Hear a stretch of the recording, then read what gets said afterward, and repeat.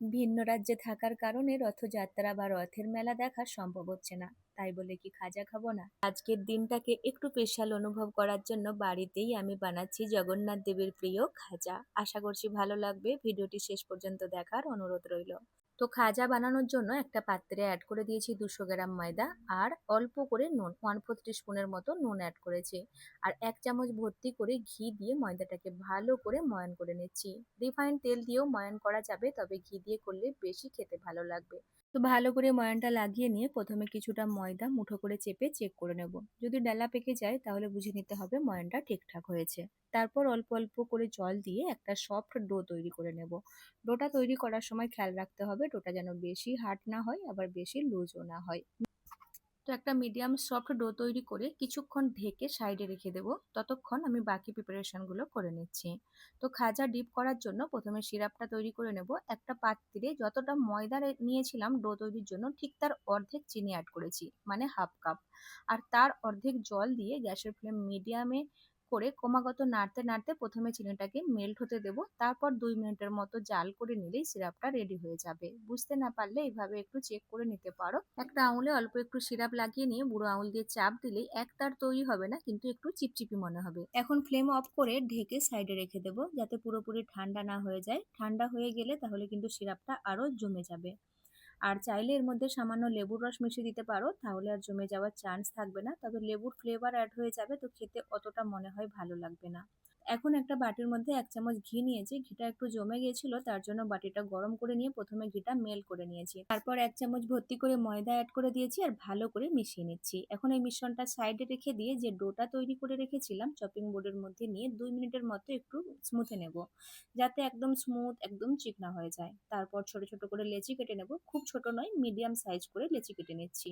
তো 200 গ্রাম ময়দা দিয়ে আমি ডোটা তৈরি করেছিলাম, আর মোটামুটি আমি 6টা লেচি কেটে নিয়েছি। কমসে কম 5 থেকে 6টা লেচি কাটতেই হবে, তাহলে লেয়ারগুলো একটু বেশি আসবে। লেচিগুলোকে হাতের তালুর মধ্যে ঘুরিয়ে এক সমান করে নিয়েছি। তারপর শুকনো ময়দা দিয়ে বেলে নিচ্ছি। ময়দা দিয়ে বেললেই বেশি সুবিধা হবে, আর চেষ্টা করতে হবে যেন লেচিগুলো এক সমান হয়, তাহলে রুটিগুলো একই সাইজের হবে। তো এরকম একটা পাতলা রুটি বেলে নিয়েছি, আর এভাবেই আমি বাকি রুটিগুলো বেলে রেডি করে নেব। তো শেষ রুটিটা বেলে নেওয়ার পর এর মধ্যে আমি যে ময়দা আর ঘিয়ের মিশ্রণটা রেডি করেছিলাম 1 চামচের মতো অ্যাড করে দেব। আর ভালো করে লাগিয়ে নেব পুরো রুটির মধ্যে।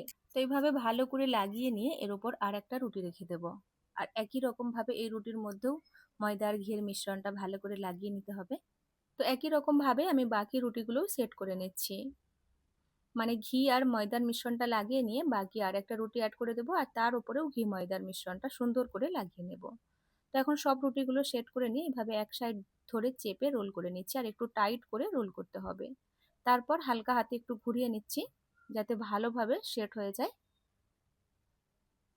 তারপর সাইডটা একটু কেটে বাদ দিয়ে দেবো।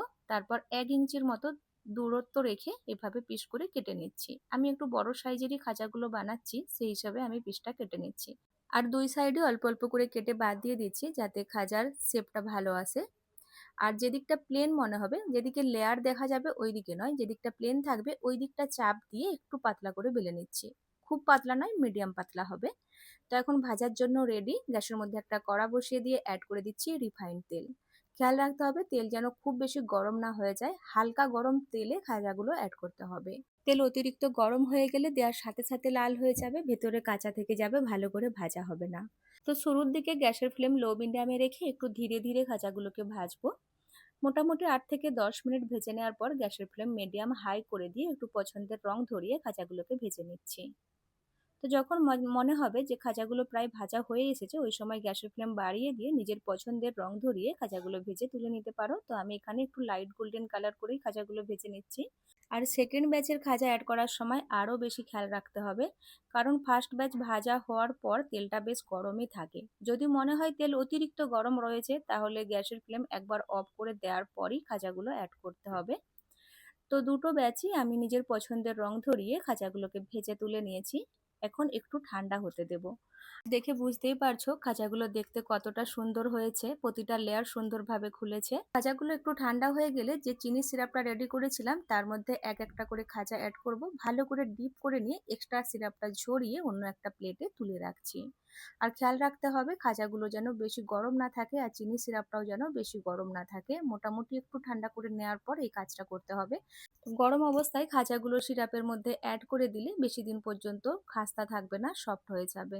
স্টোর করতে চাইলে এক্সট্রা সিরাপটা সুন্দর করে ঝরিয়ে নিয়ে এয়ারটাইট কন্টেনারে স্টোর করে রাখতে পারো। তো 10 থেকে 15 মিনিট পর অন্য প্লেটে খাজাগুলোকে ট্রান্সফার করে নিয়েছি, মানে সিরাপটা সুন্দরভাবে ঝরে গেছে, এখন স্টোর করে রাখা যাবে। তো আজকের খাজার রেসিপি ভালো লাগলে বাড়িতে অবশ্যই ট্রাই করো আর লাইক শেয়ার করতে ভুলো না।